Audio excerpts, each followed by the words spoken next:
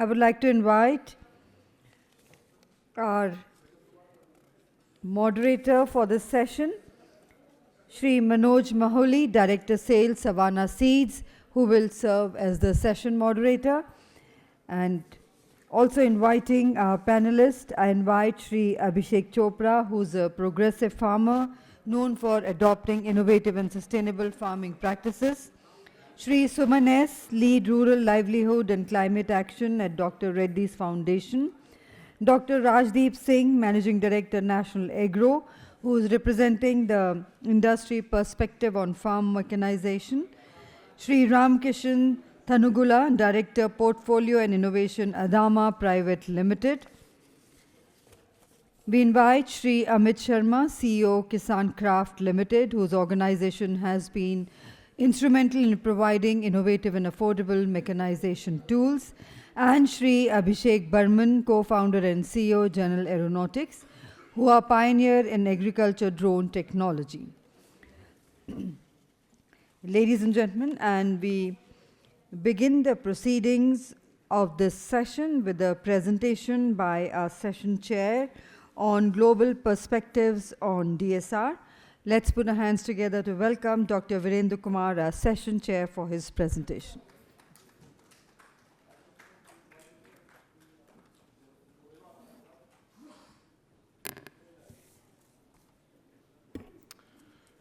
Good afternoon, everyone. Can we have our presentation?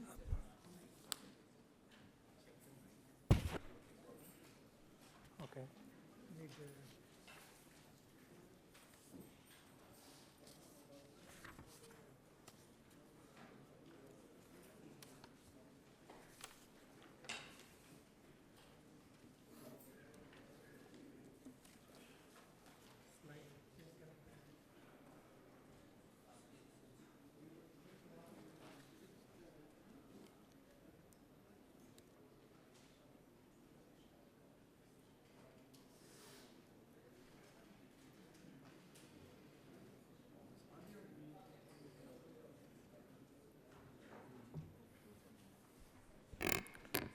All right, dignitaries on the dais and off the dais and colleagues, good afternoon.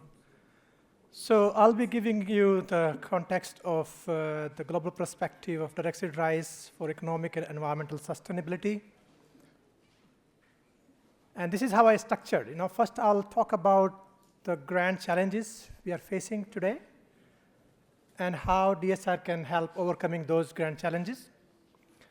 Then I'll talk about why direct-seed rice, what's its benefit, what are the challenges associated with DSR. Because if we don't address those challenges, I think it's going to be challenging to scale DSR. Then I'll talk about what progress we have made in addressing these challenges, because we had to address those challenges to make DSR scale ready. And then way forward to scale DSR in India, and then conclusion. To me, I think the biggest grand challenge before us is climate change. It's the greatest threat to the humanity as well as for the food security. We know that, right? And to avoid the worst to come, we all know that we have to keep global warming below 1.5 degrees Celsius. And for that, we have to get to the net zero emission by 2050. Not an easy task. If you look at rice is part of the problem of the climate change, but it's also part of the solution. So how we convert rice from part of problem to a part of solution, right? If you look at these data, rice alone, one commodity, if you look at globally, so 1.5% of global greenhouse gas emission is coming from rice, just one commodity. About 8 to 10% of the global methane emission is coming from rice. And if you look at only from agriculture methane emission, it's about 20%, single crop. And if you look at the rice share in national greenhouse gas budget, share of rice in agriculture emission, many countries in Southeast Asian countries, more than 50% contribution is alone from rice. In India, rice alone contributes about 20% of the agriculture total emission. Another point it's not mentioned here is methane is one of the greenhouse which is short-lived. Its lifespan is about 10 to 12 years. After that, it disappears. Whereas other greenhouse gases like CO2 and nitrous oxide, their lifespan is more than 100 years. So if you want to reverse impact of climate change much faster, methane has been targeted as a part of the mitigation agenda. That's why rice is identified as an important target crop for mitigating greenhouse gas emission, particularly methane, so that we can reverse the impact of climate change much faster. Another grand challenge is food security. And if you look at global rice demand by 2050, we had to produce another 75 million tons of milled rice. And the challenge is that we have to produce this extra rice, milled rice, with less resources, less labor, water, energy, and agrochemicals. We have to reduce environmental impact of the climate, of the rice production. And we have to produce this in changing climatic conditions. And DSR is one alternative, or which can provide yield similar to or higher, even with less resources. So DSR can help us in achieving some of those challenges we are facing. Okay, moving to now, why are we talking about DSR? In the morning, a lot of discussion was happened. There are drivers which force us to think about something different. Yes, when water and labor was available, and the driver was to produce more food, technology was there, we switched to transplanted rice. And if we have plenty of water and labor, and climate change is not a big issue, probably we don't need to think about back to DSR. But now, drivers are different. So drivers are forcing us to think about alternative. That's why we're going back to DSR, as was spoken about in the morning, that yes, direct seeding was our traditional practice. But now, with the advancement in technology, we can even talk about improved direct seeding, mechanized and precise DSR. So these are drivers why we're talking about switching to direct seeding. Labor scarcity, because of that, labor wages is going up. Water is becoming scarce. In the morning, we're talking about situation of Punjab, Haryana, how much extraction water we are taking out.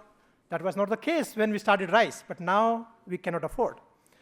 Economics, the cost, because of all those factors, the cost of cultivation is also increasing. So we have to reduce cost of cultivation for the farmers to increase the income. And of course, climate change. DSR could be one option to reduce greenhouse gas emission.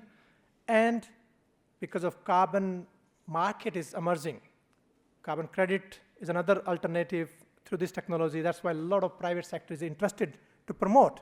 Earlier it was only public sector, but now this is the best scenario where convergence is coming, both public and private are interested to promote this technology. So these are the drivers why there's increased interest towards direct seeded rice. This is like kind of meta-analysis. We looked at the benefit of DSR compared to transplanted rice. It can yield similar to transplanted rice, DSR, if managed well. Plenty of data about that. Of course, there are cases where yield level is low, but because of not properly managed. On an average, water saving 20-25%, but if water is managed precisely and combined with shorter duration variety, the water saving can be up to 50%. We know that there's no need of nursery raising and uprooting and transplanting, so clear labor saving, leading to higher reduction in cost of cultivation by about, on average, $120, which leads to higher net income. And the biggest advantage is environmental benefit. So you can reduce with dry DSR anywhere from 30 to 98%. It all depends how the water is managed in DSR or how much rainfall is there.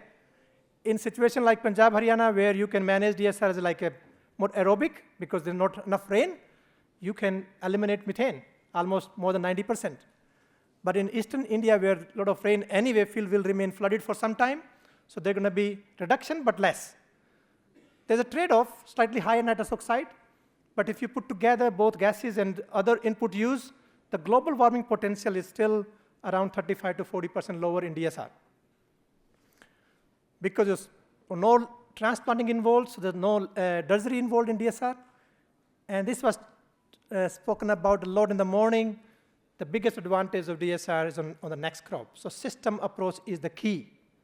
So when you communicate to the farmers, not only about rice, but a system as a whole.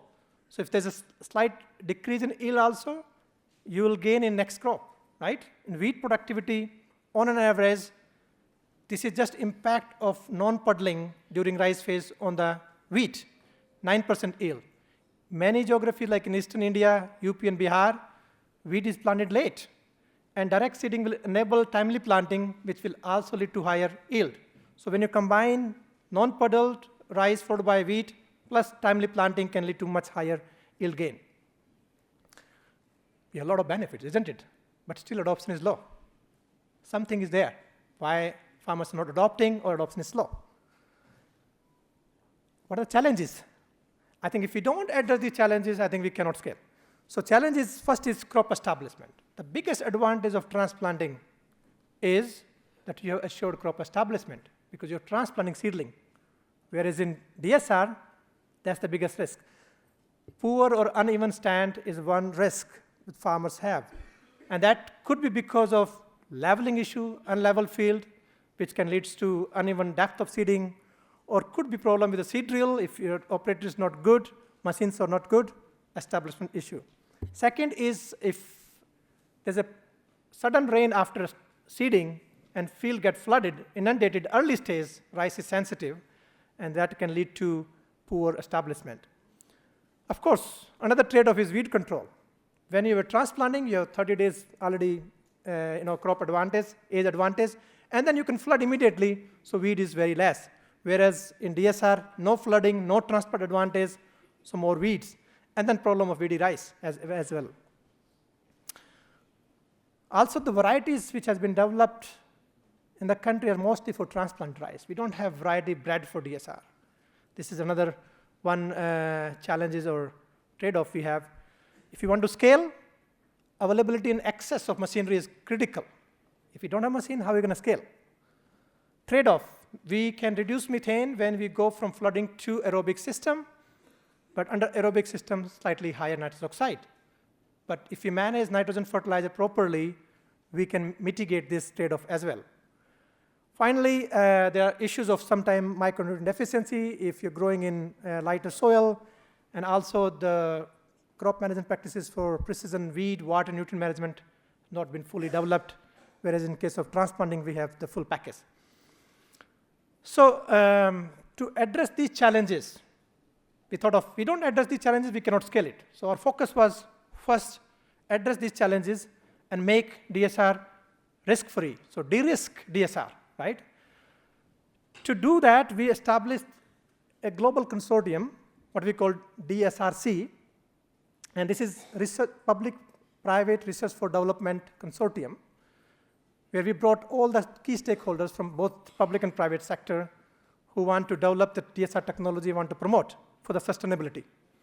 So we established in 2018, and we are in third phase of the consortium. So these are the members. We have all the key private sector companies are member of this consortium, and also all the key national stakeholders, national partner. For example, in India, ICR is our member of this consortium. This is the current status globally, I would say in Asia particularly. Globally, about 30% of total rice area is under DSR. 70% is still transplanted rice. But if you look at Asian countries, particularly Southeast Asian countries, many countries DSR is the dominating method. More than 95% area is DSR. So it's not transplant anymore. Why it happened? Labor. Labor is not there. So there's no way they can transplant. So labor scarcity forced farmers to switch. But in South Asia countries, except Sri Lanka, is primarily transplanted rice. So in Southeast Asia, already DSR is many countries dominating, but it is not mechanized. It's mostly broadcast. Because of labor scarcity, they switch and they start broadcasting it. Plenty of water there because of rain, so they switch to not to dry DSR, more to wet DSR. There's a lot of inefficiencies there, a lot of opportunity to make this DSR also more precise and efficient. South Asia adoption is still low, so we have to think about why adoption is low and addressing the issue of adoption constraint. Moving to progress, because these are the challenges, I listed it. So then we start working on how to address those challenges. So I'll speak few examples. I cannot cover everything, but few examples. First thing we started under the leadership of ICAR, we established what we call DSR Research for Development Network in India. So we are working with so many universities and research institutions covering a range of topics from crop establishment to variety to water management, weed management, to training or demonstration and catalyzing scaling. So all aspects are there. So first thing, based on several years of this network experimentation, I'm giving some example of evidence, because in the morning I was talking about evidence is required if you want to scale. So in Punjab, again, there are cases, but if you manage well, in Punjab, yield levels are similar. And water saving is around 20-23% water saving is clear. And then clear about $100 net income increase because of cost of cultivation reduction. But we also observed that in the COVID year, when we did survey, large-scale survey in COVID year, when adoption happened, as that Panu was saying, about 5 lakh hectare was there. So we thought of, let's understand dynamics. What happened to those areas where adoption is large to the burning? And very clear trend, wherever large scale of DSR adoption happened, there was less burning events because there was more window for farmers to manage straw. So it shows that with DSR, potentially the burning could be reduced. And clearly less global warming potential with DSR compared to transplanted rice.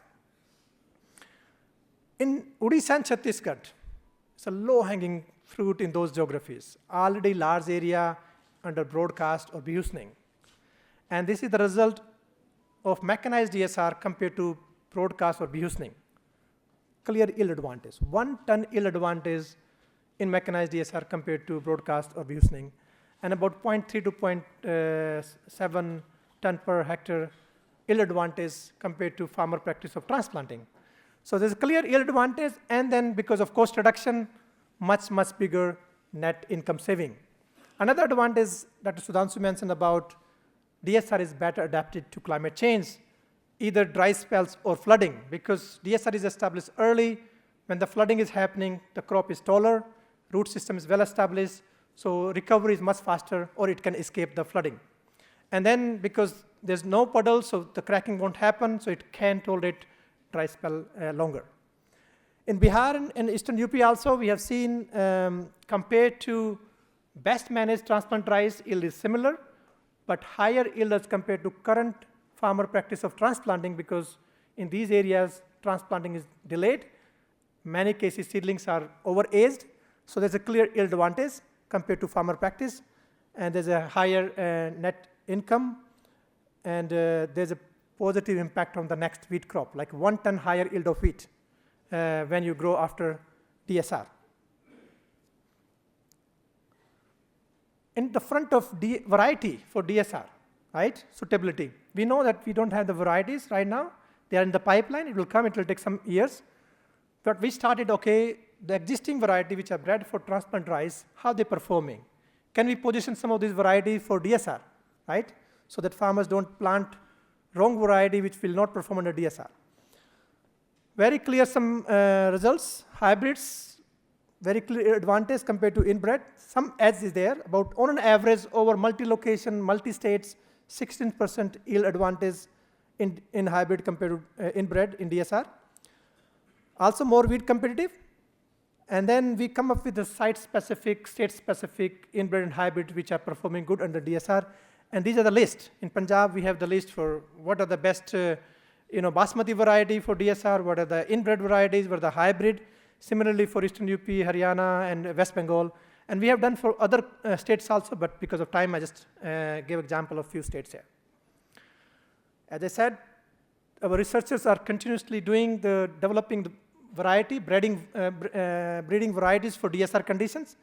And these are the traits they're trying to integrate. If you want to develop a variety which are bred for DSR, we need uniform and early establishment, nematode resistance, and also early vigor, and then drought tolerance, early cover, so that weed competitiveness, herbicide tolerance. These are several traits they are introgressing, and now I think we are very last stage of releasing. I think they are under multi-location ACRIP trials. So hopefully in 1 or 2 years, we will have a variety which are bred for DSR conditions. As I said, how to de-risk? Risk is one factor, establishment risk in DSR, because we are not transplanting. So how to reduce risk? So we worked around risk-reducing practices. So the risk, I think, is one technology working with the PAU we developed is what we call Vattar DSR. So one of the risks in DSR is, as I said, immediately after seeding, if rain happen, field get flooded, and there's a poor emergence. Two options. One is we should have a variety which has anaerobic germination tolerance. Second is we plant a little early, 2 to 3 weeks before heavy rain, heavy monsoon starts, so the crop is established before rain starts, right? We don't have the variety which is with AG tolerant currently with the farmers. It will take some time. So if you plant early, the trade-off is that you require more irrigation, because at the time there's no rain and high temperature. So this Vattar DSR is basically water-saving technology.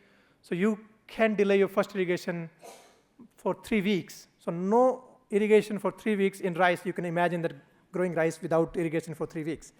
And because of this Vattar conditions, water is conserved below 2 centimeter, and you can delay your first irrigation.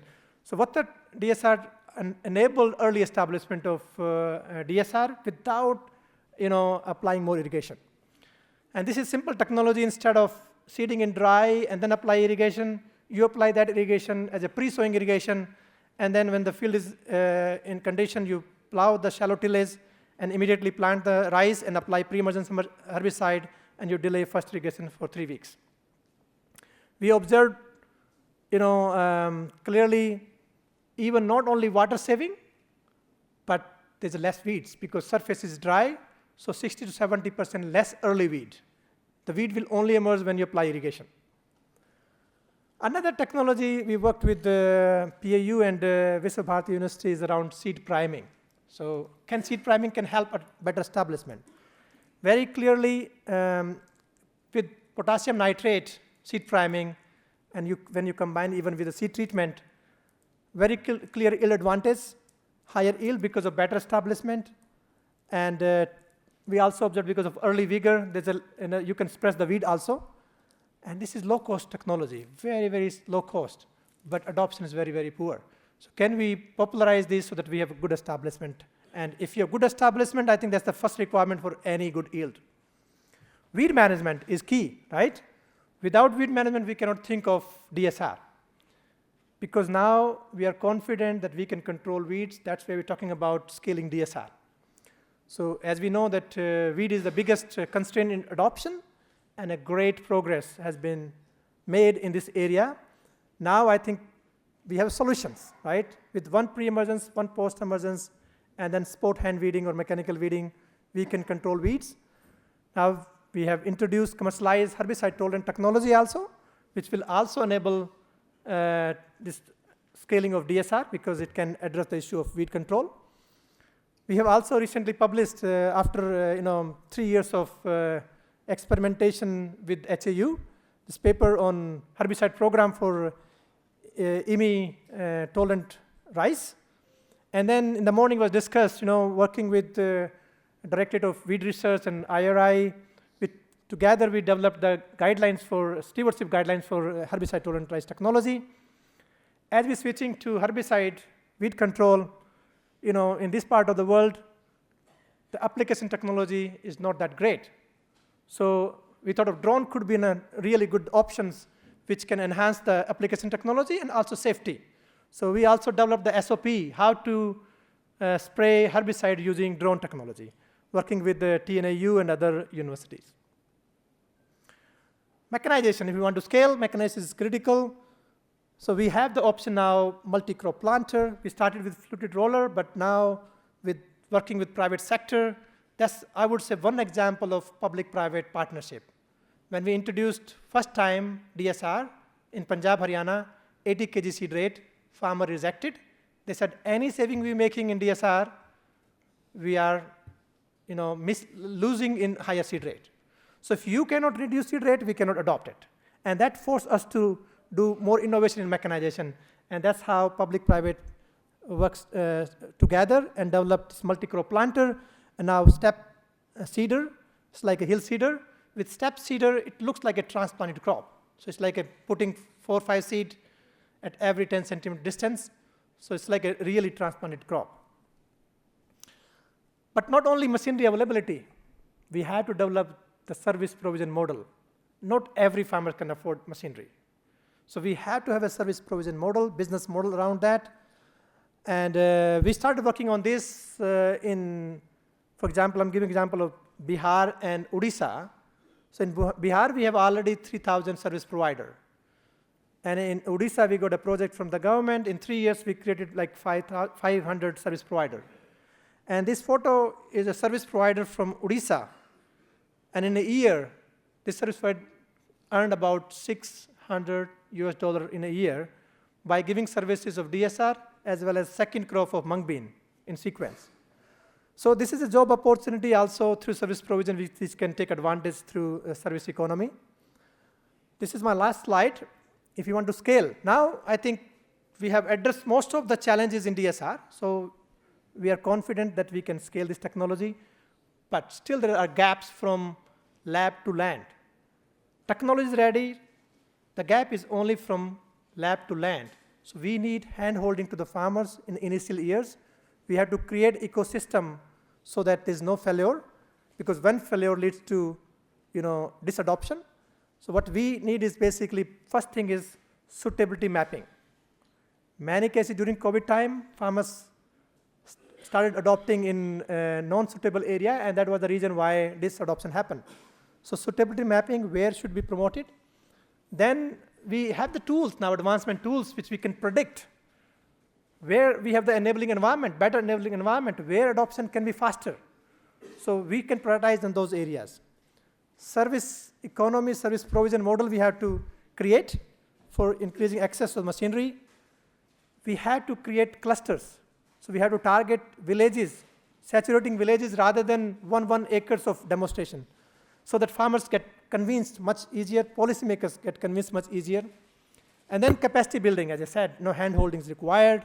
And then how we use like Uberization, the way we book the car for our transport, can we book machinery? Farmers can book machinery, so we have to create this kind of a digital connections between farmers and service providers. R&D has to continue because challenges keep coming, new challenges keep coming, so we have to continue this one. And then, of course, enabling policies, incentive mechanism, using carbon credit mechanism, and of course, M&E. We have to have a robust M&E, not only pushing agenda of scaling. We have to learn. If something is not working, what we can learn, how to adapt to that challenge and provide solutions. So with that, let me conclude that DSR is the need of the day and the future of rice production. And we have made great progress over time in closing a lot of research gaps. And I think we are in a position to scale this technology now. There's a great opportunity to improve income of the farmers and environmental sustainability through precision DSR. Public-private partnership network brings huge opportunity for cross-learning to address complex issues related to DSR. And we have opportunity to innovate, catalyze, and create impact through DSR system. Thank you very much. Thank you very much indeed, sir. And before I hand over to our moderator, may I request you, sir, Shri Manoj Maholi ji, to present a memento to our session chair.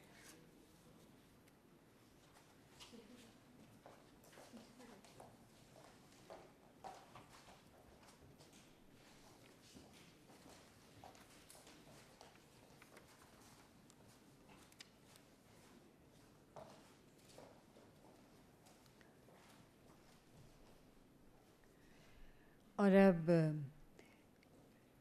इस प्रस्तुति के बाद हमारे session chair द्वारा प्रस्तुति के बाद हम इस सत्र के को आगे बढ़ाते हुए निवेदन करेंगे हमारे माननीय मॉडरेटर सर से कि आप कोशिश करके 2 बजे तक अगर इस सत्र को समाप्त कर पाएँ, और हमारे सभी माननीय पैनलिस्ट से निवेदन है अगर आप कृपया अपने रिमार्क्स और कमेंट्स अगर हिंदी में दे सकें तो बहुत ही अच्छा होगा. May I hand over to you sir. Hello. Working? Okay, great. Good afternoon, namaskar and adab, sat shri akal. Firstly, thanks Dr. Virendra Kumar for setting up the tone for the next discussion that we are going to have here. मैं ये सोच रहा था कि सुबह के session में जो 3 पॉइंट्स बहुत इम्पॉर्टेंट निकल के आए थे. पन्नू साहब ने बताया था कि एडॉप्शन पंजाब में या नॉर्थ इंडिया में काफ़ी तेज़ गति से 1 साल में बढ़ गया था, फिर गिर गया था. वो पॉइंट मेरे दिमाग में काफ़ी बैठ गया था. सेकंड चीज़ जो डॉक्टर सुधांशु ने बताया था कि इसके लिए एक इकोसिस्टम डेवलप करने की ज़रूरत है DSR एडॉप्शन के लिए. और तीसरी बात जो मेरे दिमाग में काफ़ी देर से घूम रहा था वो है कि एडॉप्शन एक तरफ है, लेकिन how do we ensure the long life cycle of this particular technology. तो डॉक्टर AK सिंह ने जो बताया था how do we avoid and postpone the resistance development, जिसके लिए स्टीवर्डशिप की ज़रूरत है. तो ये 3 पॉइंट्स मुझे काफ़ी इम्पॉर्टेंट लग रहे थे, और डॉक्टर वीरेंद्र कुमार ने इनमें से कुछ चीज़ें टच करी हुई है. लेकिन you know, I have the privilege of having a very distinguished panel here who are from the mechanization industry, the chemical industry, and we have some farmers, and we have another gentleman from an organization which is doing a lot on this particular field as part of their CSR activity. So without wasting much of the time on that, I would straight away like to jump into the discussion right now. सबसे पहले मैं mister T Ramakrishna जो Adama से हैं, मैं इनसे पूछना चाहूँगा कि आपका जो ऑर्गेनाइजेशन है, क्योंकि डॉक्टर वीरेंद्र सर ने भी बताया था कि weed control is one of the major challenges. तो आपका ऑर्गेनाइजेशन वीड कंट्रोल के फील्ड में, स्पेशली राइस DSR में जो चैलेंजेस आते हैं वीड्स के, उस दिशा में आपका ऑर्गेनाइजेशन क्या कर रहा है, और आपके हिसाब से, आपके एक्सपीरियंस और रिसर्च के हिसाब से स्टीवर्डशिप स्पेशली वीड कंट्रोल में कौन कौन सी चीज़ें इंपॉर्टेंट हैं, अगर आप इस पे. Thank you, Manoj. Before I answer, though MC asked us to do in Hindi, but I'll be comfortable in English. Is it okay? Hope. Yeah, I think I will note down also, and we can. Maybe you can summarize some. Yeah. Okay. Okay. So good afternoon, everyone. I represent Adama India as one of the pioneer companies in domestic crop production industry in India. So in the first session, and also Virendra Kumar ji has also touched, weed is one of the main challenges in DSR, and managing weed is a critical thing to have a healthy crop and optimum yield. And DSR has all the weeds like grasses, sedges, broadleaves, all types of weeds are there in DSR. And another special thing is weedy rice or wild rice is another special weed, you can say special unwanted thing in DSR. So as Adama, we are happy to say that we have been working with Savannah Seeds for the last so many years to bring a solution which can have a broad spectrum control to take care of all these weeds along with a weedy rice or wild rice. So in 2024, along with HT Rice, we have introduced our Wazir, the IMI-based technology, which takes care of all the grasses, sedges, broadleaf weeds, and also wild rice in the HT Rice. And we are also happy to say that we are the first company in India to get approval on HT Rice for IMI technology in India for Adama. Okay. But only thing is the right time of application, right dose, and right stage of weed. These are the critical things for an effective control of weed management in DSR with our Wazir technology. So this is we have been working with Savannah, and as the step one, as a step two in the morning, Ajay was talking about the next technology, which is based on propulsive pop-up technology, which is we have been working with Savannah. Maybe next 3-4 years, we will be launching another technology which can complement the existing technology in the DSR. On the stewardship front, which is the second part of your question, Manoj, to have an effective control and also to enhance the life of this technology, we say that we have been stressing the right time of application, right stage of the weed is important to get effective control, and also crop rotation. Wherever possible, if you can rotate the crop so that we can break the resistance in weeds, that's the important thing in the crop rotation. And as a stewardship, we have been saying what crops we can grow after growing HE rice. So we say potato, mustard are must. We should not grow these crops after HE rice. Pulses are the crops which we should grow. So as a stewardship and as a compliant company, we have been promoting these things along with Savannah and also as Adama in its own network system. We have been promoting all these factors to scale up adoption and also scale up of DSR in India. And just before I conclude, weed system is a dynamic system, and there are weeds which are emerging, new weeds emerging, and which are weeds which are only confined to some parts of India are now coming to other parts of India. Like, for example, a grassy weed, Leptoclova, is a weed which was mostly confined to southern part of India, now is also across India. So a lot of new weeds and new are emerging, and we have been working closely with Savannah to make sure that we bring in solutions which control them effectively in the coming days. Thank you so much.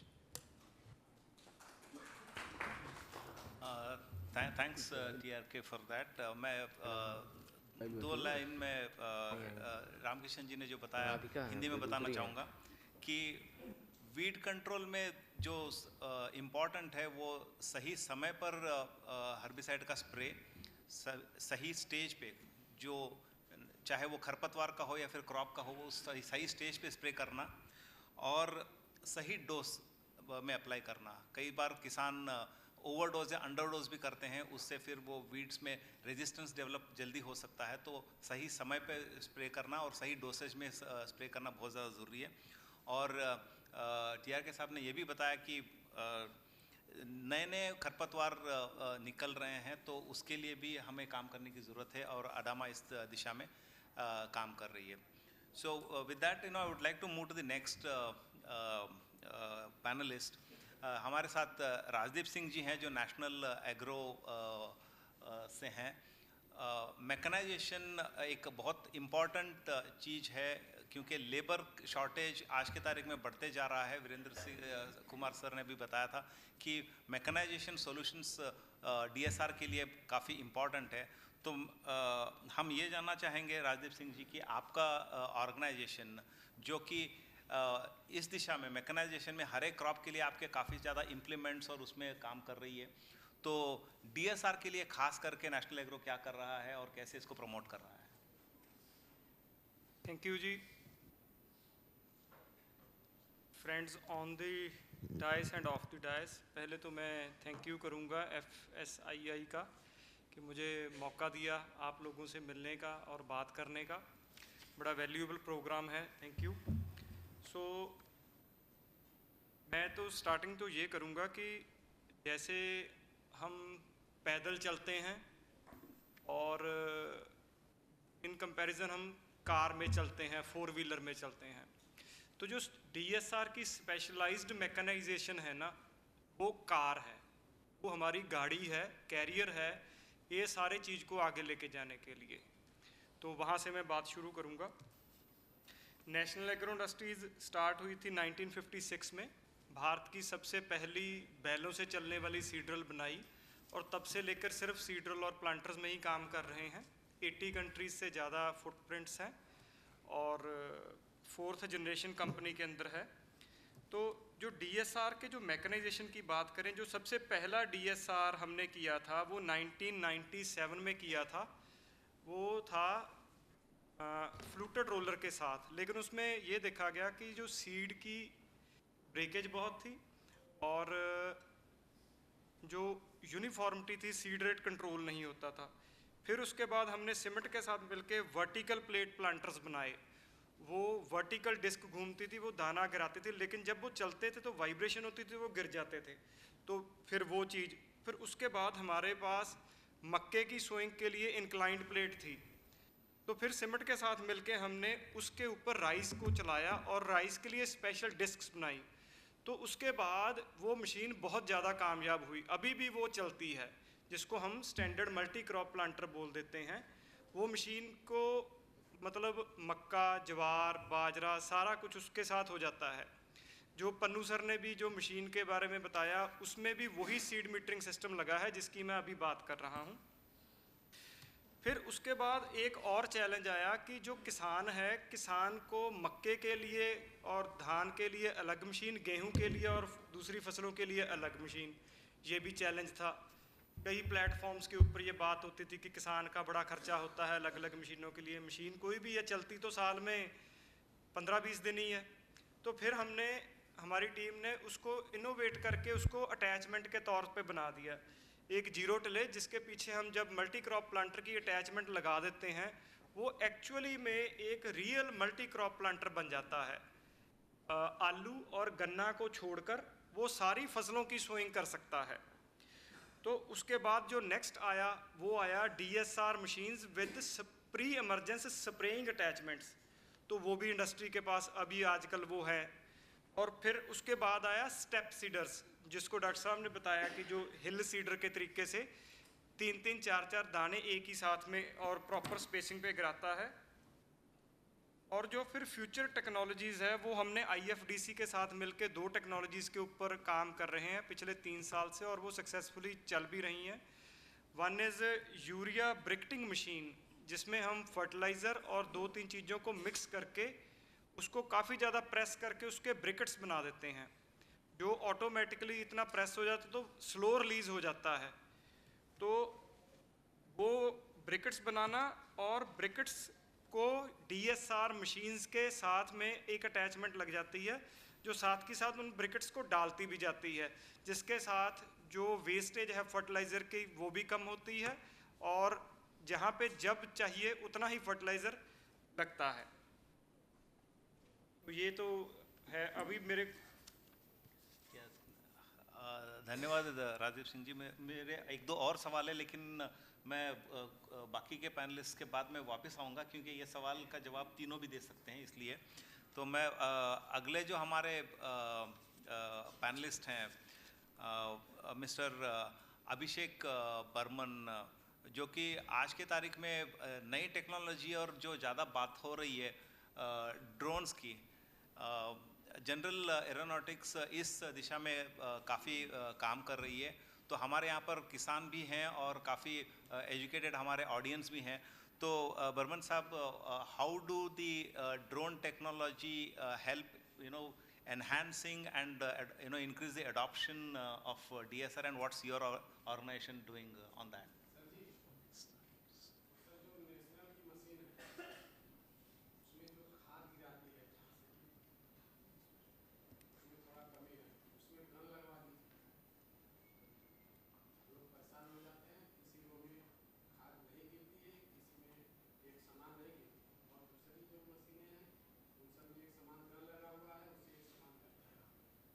वो दोनों ही model आते हैं, gun वाला भी आता है, दूसरा भी आता है। वो जब कोई भी बंदा परचेज करता है तो उस समय बता देते हैं, तो वो मिल जाता है। हाँ, वो 6 साल पहले वैसे ही था, लेकिन अभी जो है वो दोनों ही मॉडल आते हैं।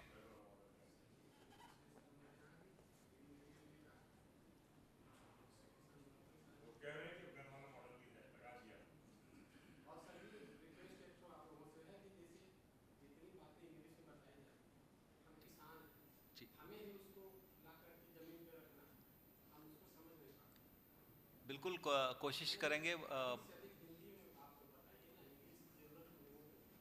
जी,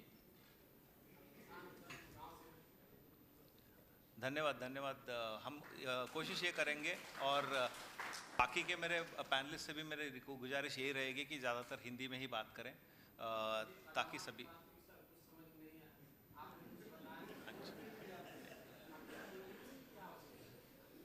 धन्यवाद। धन्यवाद, आएंगे उस पर भी आएंगे। ओके, सो बर्मन साहब आप। फर्स्ट ऑफ ऑल FSI को धन्यवाद हमें ये अपॉर्चुनिटी देने के लिए। Talk about drone as a technology, drone क्या कर सकती है इस इकोसिस्टम में। और मैं आता हूँ बहुत ही डिफरेंट बैकग्राउंड से, लाइक 20 इयर्स फाइटर एयरक्राफ्ट में था, उसके बाद हमने ड्रोन की कंपनी शुरू की और अब एग्रीकल्चर में ही सिर्फ काम करते हैं। तो आज सुबह जो सुना और जितने पैनलिस्ट ने बताया, डॉक्टर वीरेंद्र ने बताया बहुत कुछ, तो मैं क्या सोच रहा हूँ कि आपको ये बताऊँ कि इस DSR इकोसिस्टम में जो हमने समझा, ड्रोन का इंटरवेंशन कहाँ कहाँ हो सकता है। राइट फ्रॉम सॉइल मिट्टी की जो आप तैयारी करते हैं, लेवलिंग करते हैं, वहाँ से लेके हार्वेस्ट तक ड्रोन का बहुत सारा उपयोग पॉसिबल है। पहला अगर हम बात करें, इवन जब आप खेत को तैयार करते हैं, उसको लेवल करने की ज़रूरत होती है ताकि सही तरीके से हो, वहाँ अभी हम इस पे नहीं आएंगे कि कॉस्ट एफिशिएंसी कैसी है, वो बाद में उस पे आते हैं, लेकिन पहले टेक्नोलॉजी को कहाँ आप यूज़ कर सकते हैं। तो अगर आपको ग्राउंड प्रिपरेशन करना है, वहाँ ड्रोन का काफ़ी अच्छा इंटरवेंशन हो सकता है। आप उससे इमेजिंग करके उससे आपको समझ में आ जाएगा बहुत इजी तरीके से कि कहाँ लेवलिंग करने की ज़रूरत है। उसके बाद आई थिंक सबसे बड़ा इम्पॉर्टेंट पार्ट जो है कि ड्रोन से क्या हम सीडिंग कर सकते हैं। जो एक है कि अगर हमको एक प्रॉब्लम अभी बता रहे थे कि यूनिफॉर्मिटी किस तरह से लाई जाए, वो एक बड़ा चैलेंज है। जब आप, और स्पेशली जैसे सुबह डॉक्टर AK सिंह बता रहे थे कि वो 6 किलो 1 एकड़ में आपको डिस्ट्रीब्यूट करना, जब आप ज़्यादा क्वांटिटी अगर हैंड ब्रॉडकास्ट कर रहे हैं या किसी कर रहे हैं वो आसान होता है, लेकिन जब क्वांटिटी कम है उसको यूनिफॉर्मली डिस्ट्रीब्यूट करना चैलेंजिंग होता है। तो वहाँ ड्रोन कैन, जब भी आपके पास वैसी छोटी क्वांटिटी है उसको स्प्रेड करना है प्रॉपरली, ड्रोन बहुत अच्छा ऑल्टरनेट है उसके लिए। वो यूनिफॉर्मली डिस्ट्रीब्यूट कर देगा छोटे से छोटी क्वांटिटी को बड़े से बड़े एरिया में।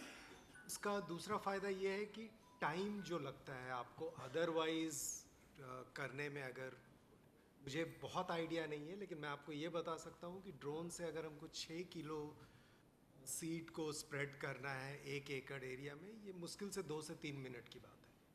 तो आप दिन में काफ़ी शायद 50 से 100 एकड़, अब हम ये नहीं बोल रहे हैं सारी जगह वो ज़रूरत है, लेकिन मशीन की कैपेबिलिटी ये है कि आप 50 से 100 एकड़ दिन में कर सकते हैं ड्रोन से। उसके बाद आ गई बात हर्बिसाइड एप्लीकेशन की, जो मेरे ख्याल से स्पीकर ने भी बताया था, डॉक्टर वीरेंद्र ने। तो वहाँ ड्रोन बहुत अच्छा सिस्टम है आपके लिए, क्योंकि एक तो है कि आप डायरेक्टेड स्प्रे कर सकते हैं या पॉइंटेड स्प्रे कर सकते हैं जहाँ हर्बिसाइड है वहाँ। तो उसमें एक डेटा का लेयर, आज AI की बहुत बात चलती है, राइट। तो आप पहले डिटेक्ट कर सकते हैं कि कहाँ पे वीड है और उसके बाद वहीं पे आप स्प्रे कर सकते हैं, और वो भी बहुत फास्ट कर सकते हैं, क्योंकि अगर मैनुअली उसको करना है उसमें काफ़ी समय जाएगा। तो चाहे वो प्री इमर्जेंट हो, पोस्ट इमर्जेंट हो, दोनों पे आप उस पर काम कर सकते हैं। सिमिलर है डिफरेंट न्यूट्रिशंस, जो आप अगेन आप AI को यूज़ करके डेटा बैकएंड पे लेके उससे आप डिटेक्ट करके आप अकॉर्डिंगली न्यूट्रिएंट्स जो एप्लीकेशन है वो कर सकते हैं। Early detection of pest and disease, again ये it is not just DSR की हम बात नहीं कर रहे, किसी क्रॉप के लिए एप्लीकेबल है, लेकिन इस इकोसिस्टम में वहाँ आएगा कि पेस्ट डिजीज़ को अगर आप जब तक देखते हैं अपने आँखों से पेस्ट और डिजीज़, तब तक कभी कभी काफ़ी देर हो चुका होता है।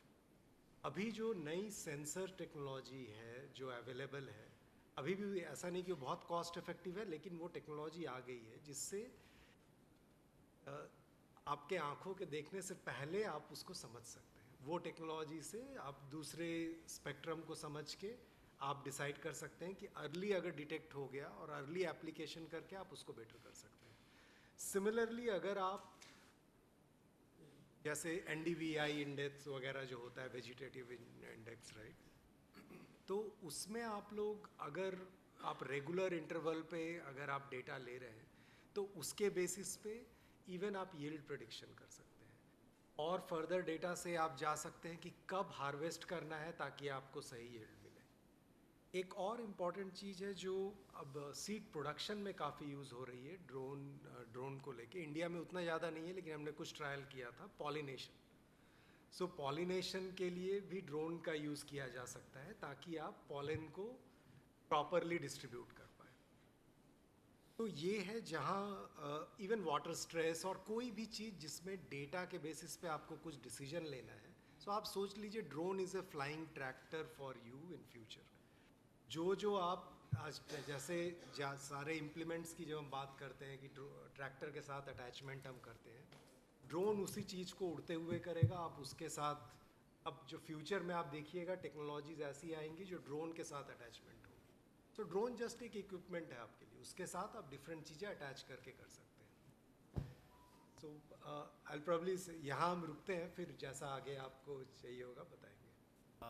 थैंक्स परमन साहब। काफ़ी चर्चा हो रही है, लोगों में काफ़ी इंटरेस्ट भी है आज के तारीख में ड्रोन टेक्नोलॉजी में।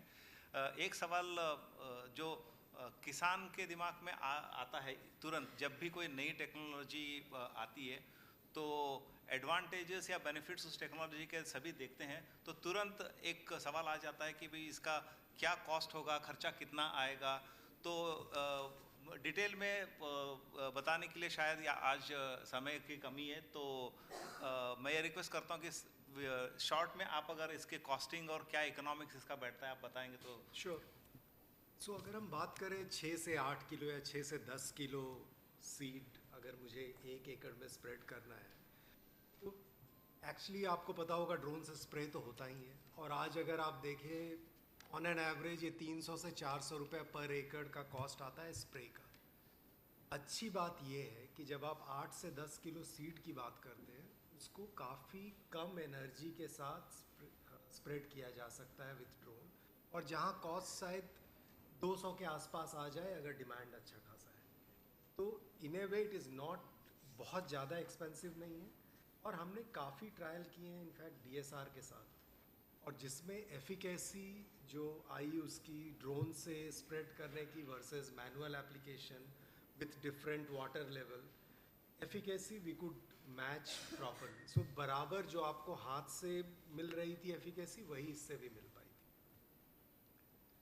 एक्सेलेंट। आई थिंक और भी सवाल होंगे इस टेक्नोलॉजी को लेके। मैं रिक्वेस्ट करूंगा सभी ऑडियंस से लंच टाइम पे भी बर्मन साहब यहाँ पर है तो एक्सचेंजेस हो जाए, क्योंकि नई टेक्नोलॉजी है तो lot of people will be interested in exchanging this. तो मैं नेक्स्ट हमारे जो पैनलिस्ट हैं, सॉरी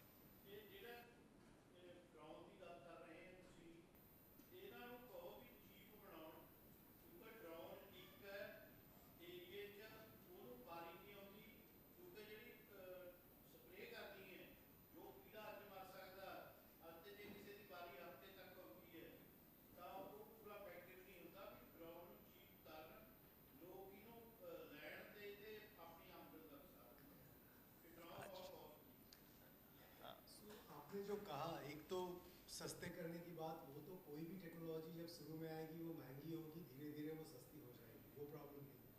जहाँ तक मुझे भी समझ में आया कि आप बात कर रहे हैं कि उसकी इफेक्टिवनेस उतनी ज़्यादा नहीं है। नहीं ये नहीं कह रहा, नहीं क्या कहा आपने? बस वही नहीं, जो बात है। फर्स्ट जो आपने एक तो अविल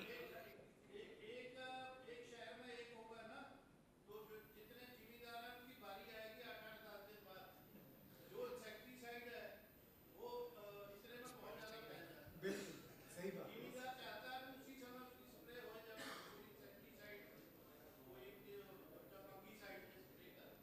नहीं, बिल्कुल मेरे ख्याल से वो आपने जो कहा कॉस्ट के साथ वो अडॉप्शन भी बेटर होगी, बट वो कॉस्ट धीरे धीरे कम होगा। थैंक यू सभी। मैं ये कहना चाहता हूँ कि इनको कुछ ना कुछ ऐसा करना पड़ेगा कि ये जो केमिकल वाली कंपनीज हैं, पेस्टिसाइड वीडिसाइड वाली कंपनीज हैं, उनके जो डीलर्स हैं, उनके पास जब वो देते हैं ना कोई पेस्टिसाइड इंसेक्टिसाइड देते हैं, तो उसके साथ ड्रोन ले जाके वो सर्विस भी दें। तो उनके साथ कहीं अडामा के साथ बात कर लो कि अडामा के जहाँ डीलर हैं उनके पास ही ड्रोन हो और वो जाएं खेत में, वो एप्लीकेशन करके आ जाएं। ये एक्चुअली हमारे किसान भाई ने जो सवाल उठाया था, मैंने यहाँ पर नोट करके रखा हुआ था कि ये जो इकोसिस्टम है, इकोसिस्टम बहुत ज़्यादा ज़रूरी है कि मशीनरी अवेलेबल हो, सही प्राइस में अवेलेबल हो और शॉर्ट नोटिस में सब सेवाएं मिले उसको उसके ऑपरेशंस के लिए, तो वो बहुत ज़्यादा ज़रूरी है। मुझे याद आया कि हम जब पहले एक मशीनरी कंपनी में या ट्रैक्टर कंपनी में काम करते थे तो मैकेनाइज्ड ट्रांसप्लांटर्स जो आते थे उसकी बहुत चर्चा होती थी, लेकिन मैकेनाइज्ड ट्रांसप्लांटर्स ने पॉपुलैरिटी नहीं हुई उसकी, क्योंकि एक तो उसका कॉस्ट बहुत ज़्यादा था, उसकी इकोनॉमिक्स नहीं बैठती थी, उसको ब्रेक इवन करने के लिए 10 से 12 साल लगते थे। 12-12 लाख रुपए के अच्छे ट्रांसप्लांटर्स आते थे तो उसका कॉस्ट एफिशिएंसी नहीं होता था, और एक मशीन जो है ज़्यादा से ज़्यादा दिन में 4 से 8 एकड़ कर पाता था, तो उसमें इकोनॉमिक्स नहीं निकल पाता या फिर बहुत ज़्यादा मशीन की ज़रूरत होती है। तो जो हमारे किसान भाई बोल रहे थे कि इसकी अवेलेबिलिटी ज़्यादा हो और कॉस्ट इफ़ेक्टिव हो, तो उसी से रिलेटेड मेरा सवाल था। राजीव सिंह जी, आप भी इसका जवाब दे सकते हैं और बर्मन साहब आप भी दे सकते हैं कि गवर्नमेंट पॉलिसीज़ काफ़ी हैं, ज़्यादा सब्सिडीज़ हैं, किसान को भी सब्सिडीज़ देते हैं, कस्टमर हायरिंग सेंटर्स भी होते हैं, तो इसका एडॉप्शन ज़्यादा हो तो उस दिशा में गवर्नमेंट हो या फिर जो काफ़ी आज के तारीख में FPOs भी हैं, तो क्या सपोर्ट सिस्टम होना चाहिए, क्या पॉलिसी चेंजेस होने चाहिए? वैसे तो पॉलिसी चेंजेस में तो काफ़ी लंबी चौड़ी लिस्ट हो सकती है, लेकिन टॉप जो इसके एडॉप्शन को इंक्रीज कर सकता है, तो उसमें आपका क्या रिकमेंडेशंस हैं? राजीव सिंह जी, आप। मैं ना इसमें कहना चाहूँगा कि गवर्नमेंट का तो पहले ही बड़ा सपोर्ट है पॉलिसीज़ को लेकर और चीज़ों को लेकर, लेकिन इसमें थोड़ी सी मॉडिफिकेशन की ज़रूरत है कि जो DSR स्पेशलाइज्ड मशीनरी है ना, उसको ज़्यादा प्रमोट करना चाहिए। जैसे अभी तो कुछ जगह पे 40% सब्सिडी है, 50 है, इसको 80% तक लेके जाना चाहिए। मैं एग्जांपल दूंगा, जैसे बिहार की हम बात करते हैं, बिहार में काफ़ी साल पहले जो जीरो टिलेज थी वो 80% के ऊपर चलती थी। तो जब वहाँ पे कॉमन जो किसान है वहाँ तक वो टेक्नोलॉजी पहुँच गई, बाद में उन्होंने उस सब्सिडी को कम कर दिया। अभी करंट में अगर ये सब्सिडी अमाउंट बढ़ता है तो बहुत अच्छा है। दूसरा जो है कि जो सर्विस प्रोवाइडर्स हैं उनको इंसेंटिव्स मिलना चाहिए। जैसे मान लो कि एक बंदा है जो सर्विस दे रहा है DSR की, तो अपना बिजनेस तो कर ही रहा है, लेकिन उसको कुछ इंसेंटिवाइज भी करना चाहिए उसको भी। और जो किसान DSR की टेक्नोलॉजी को अपनाता है, जैसे पंजाब में भी है और हरियाणा में भी किया गया है, इसकी अमाउंट को ज़्यादा बढ़ाना चाहिए। इसकी बड़ी सिंपल एग्जांपल देता हूँ। जब हम बाहर सड़कों के ऊपर बैटरी वाले ऑटो रिक्शा देखते हैं, उसके पीछे एक लाइन लिखी होती है, ज़्यादा चलाओ ज़्यादा कमाओ। सिंपल है, जितना ज़्यादा DSR कोई चलाएगा उतना ही उसको इंसेंटिवाइज ज़्यादा होना चाहिए। और इसमें एक और पॉलिसी भी बड़ी अच्छी है। कोई किसान जो DSR को अपनाता है और जब नेक्स्ट उसने कोई CRM मशीन की सब्सिडी लेनी है या कुछ और है, उन किसानों को वहाँ पे प्रेफरेंस मिलनी चाहिए कि ये लोग DSR को अपनाया है इन्होंने, तो हम इनको पहले इनकी जो फाइल्स हैं उनको निकालेंगे।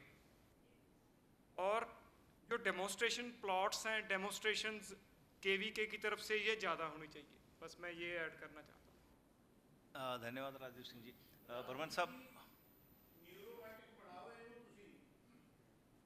न्यूमैटिक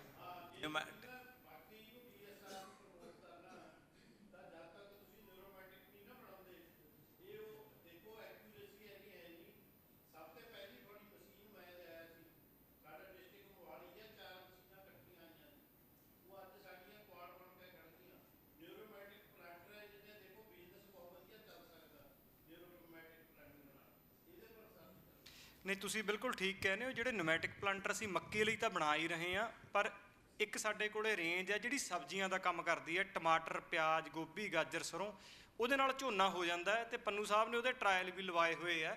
ਕੱਲਾ ਕੱਲਾ ਦਾਣਾ, ਇੱਕ ਚੌਲ ਦਾ ਦਾਣਾ ਆਪਾਂ ਪਾ ਸਕਦੇ ਹਾਂ ਉਹਨਾਂ ਦੇ ਨਾਲ, ਪਰ ਉਹ ਟੈਕਨੋਲੋਜੀ ਹਜੇ ਉਸ ਲੈਵਲ ਤੇ ਹੈ ਨਹੀਂ ਗੀ ਵੀ ਉਹਨੂੰ ਆਪਾਂ ਐਂ ਪ੍ਰਮੋਟ ਕਰੀਏ।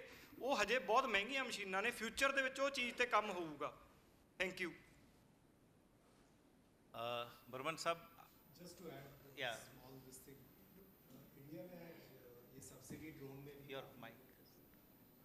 ड्रोन में सब्सिडी बहुत जगह अनाउंस, हर एक स्टेट बात कर रही है, मैम स्कीम, ड्रोन दीदी वगैरह वगैरह, लेकिन मेरे ख्याल से ये इवॉल्व हो रहा है। अभी क्या हो रहा है, इसके दोनों साइड्स हैं।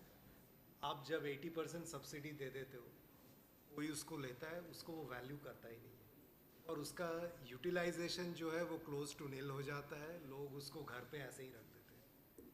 तो मेरे ख्याल से वो सस्टेनेबिलिटी का एंगल भी वहाँ आना चाहिए कि अगर जो चीज़ें हो रही हैं उसका वैल्यू जो दे रहा है उसको भी मिले और एंड कस्टमर जो हमारे फार्मर हैं उनको मिले। And India being more small and marginal farmer जहाँ ज़्यादा है, वहाँ शायद सर्विस बेस्ड सब्सिडी का वैल्यू ज़्यादा है। जैसे गुजरात में ये चल रहा है, वहाँ अंडर आई खेडूत प्रोग्राम में वो लोग 500 रुपीज़ पर एकड़ फार्मर को मिलती है अगर आप स्प्रे कराते हो ड्रोन से। तो शायद उस तरह की सब्सिडी आज के इकोसिस्टम में इंडिया के लिए ज़्यादा अच्छी है कंपेयर टू 80% या 60% ऑन ड्रोन वैल्यू।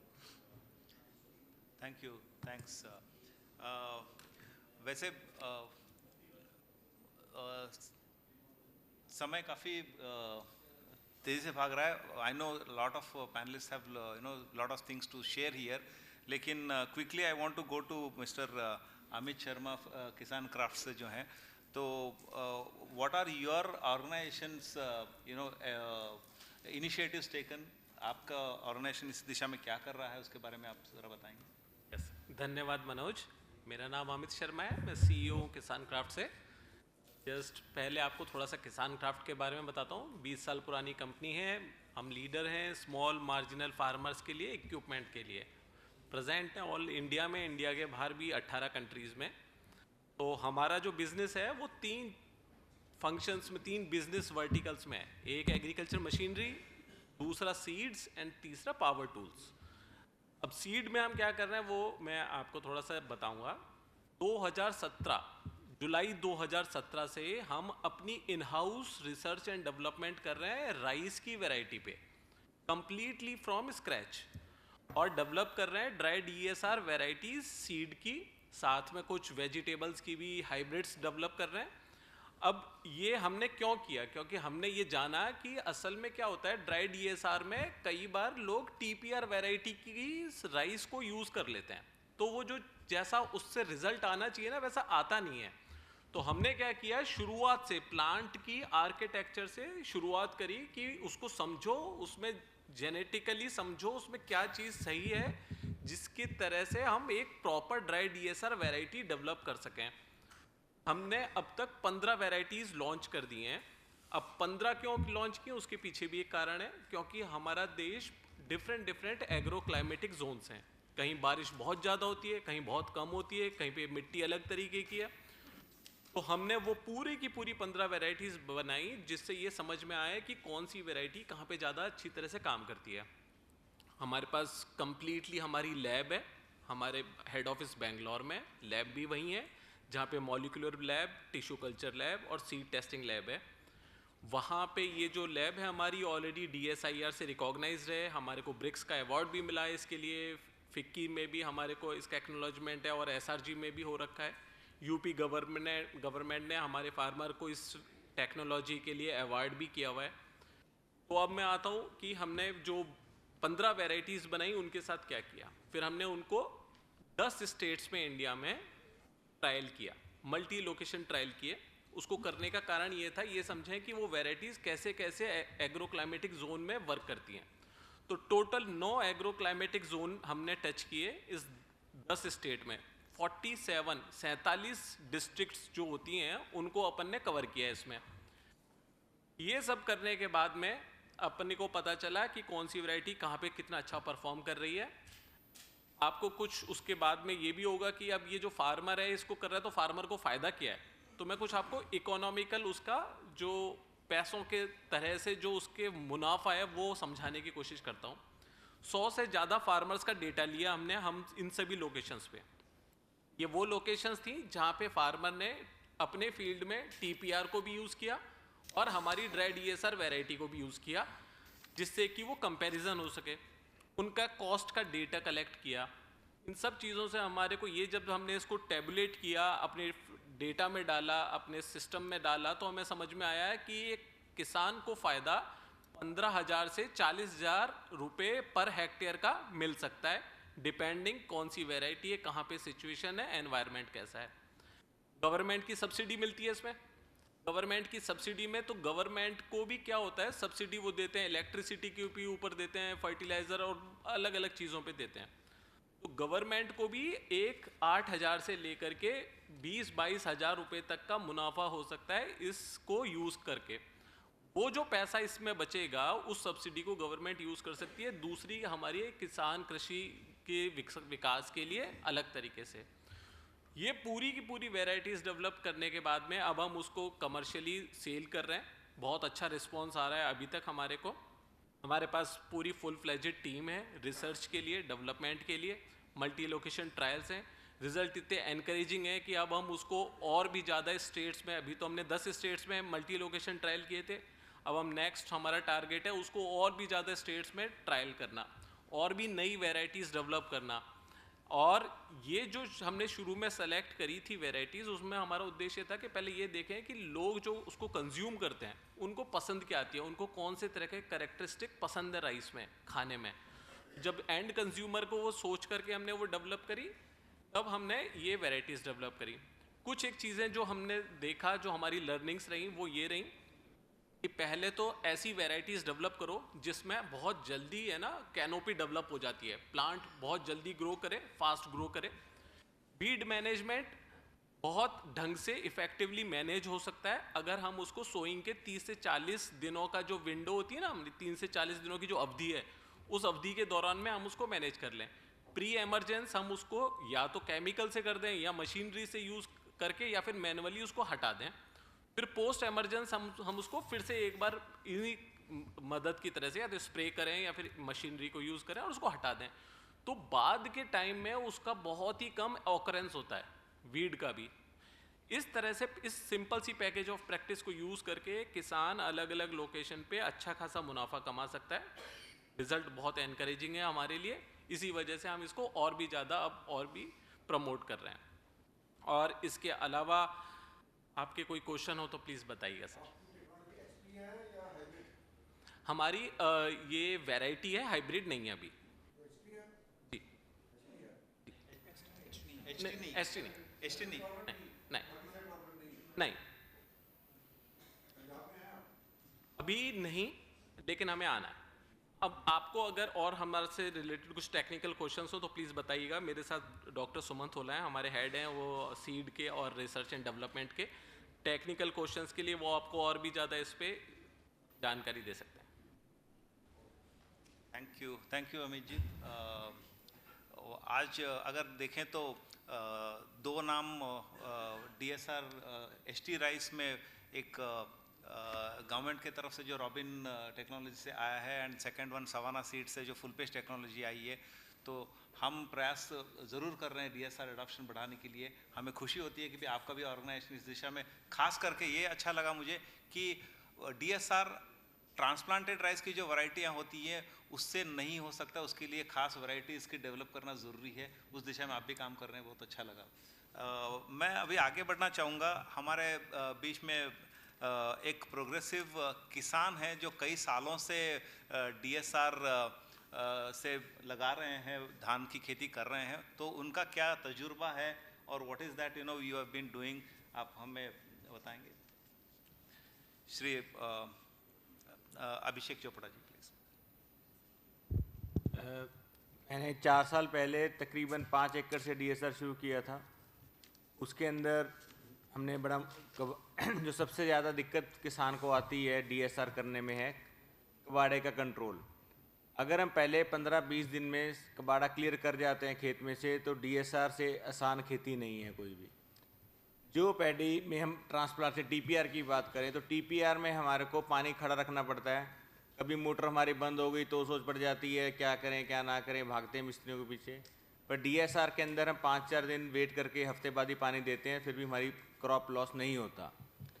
लेबर की कॉस्टिंग की बात करें तो लेबर कॉस्टिंग हमारी DSR में ज़ीरो हो जाती है। TPR में हमारे को लेबर के पीछे 4,045 रुपये लेके घूमना पड़ता है, फिर भी हमारे हिसाब से वो ट्रांसप्लांटिंग नहीं करती।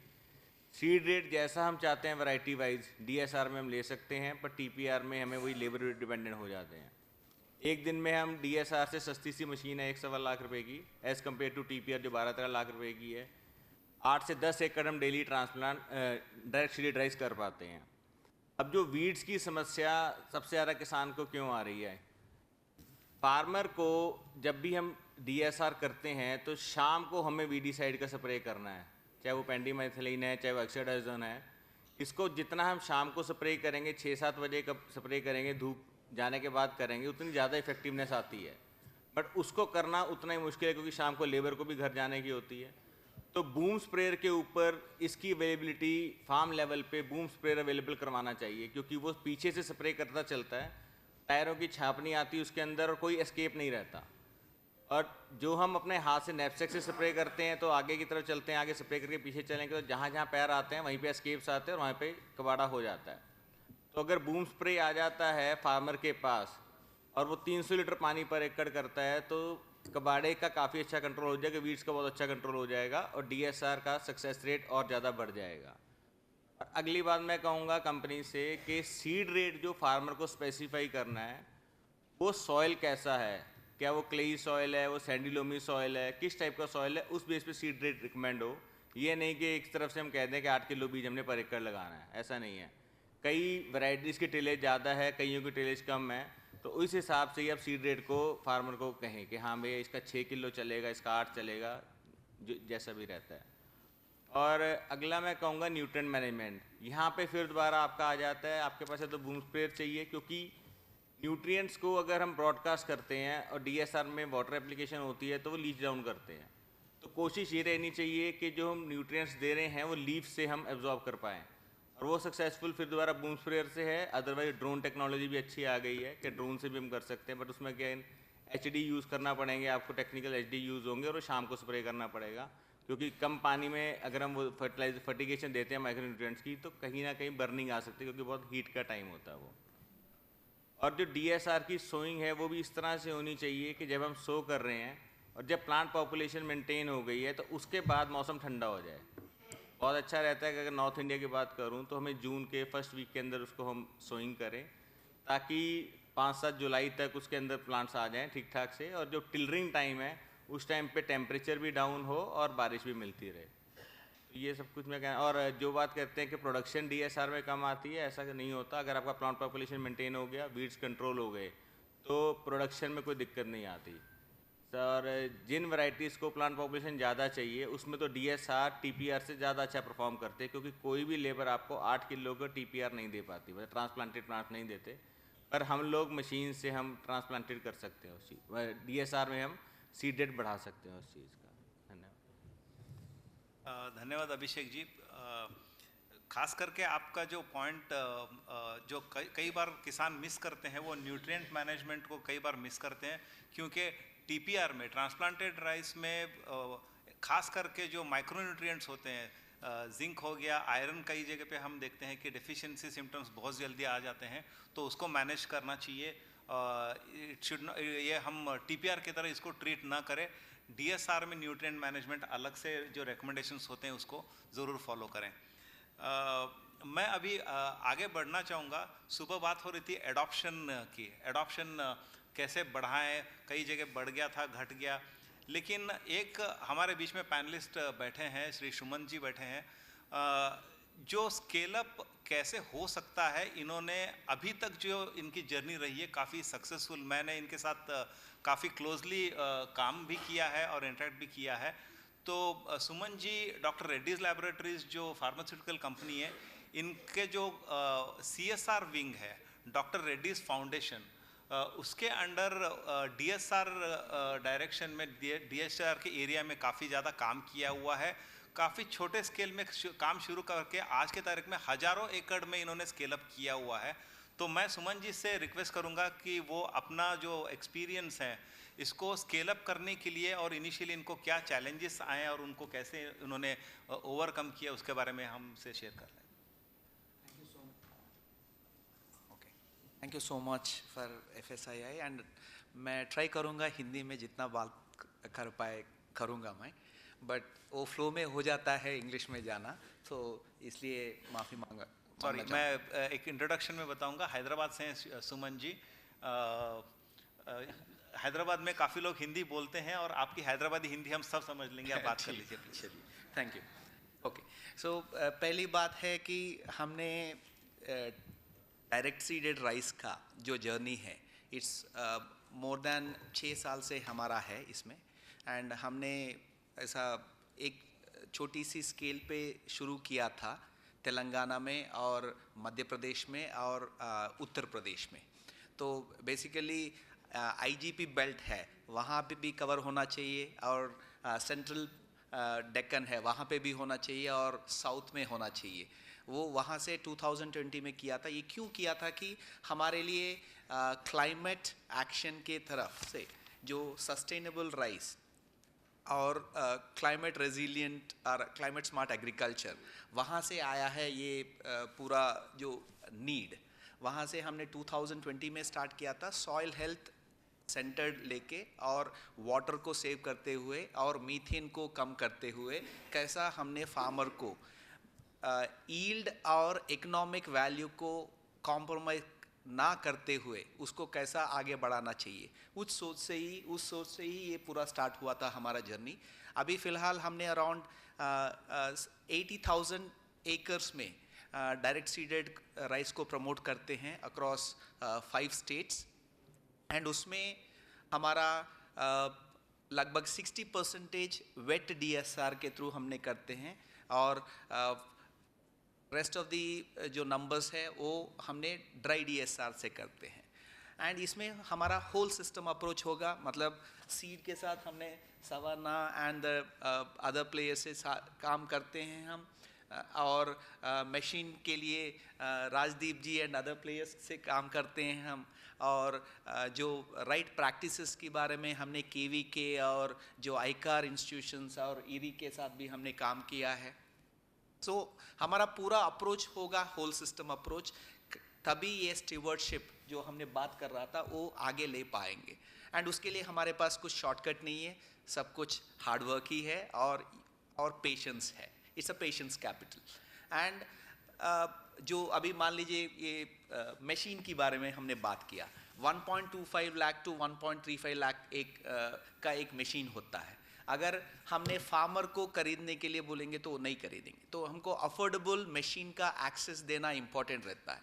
तो उसके लिए गवर्नमेंट का होगा, बट वो भी थोड़ा सा हाई हैंगिंग फ्रूट भी है, और नंबर ऑफ यूनिट्स का भी डिफ़िकल्टी है, और हर स्टेट में एक अलग अलग वेरिएशन भी है।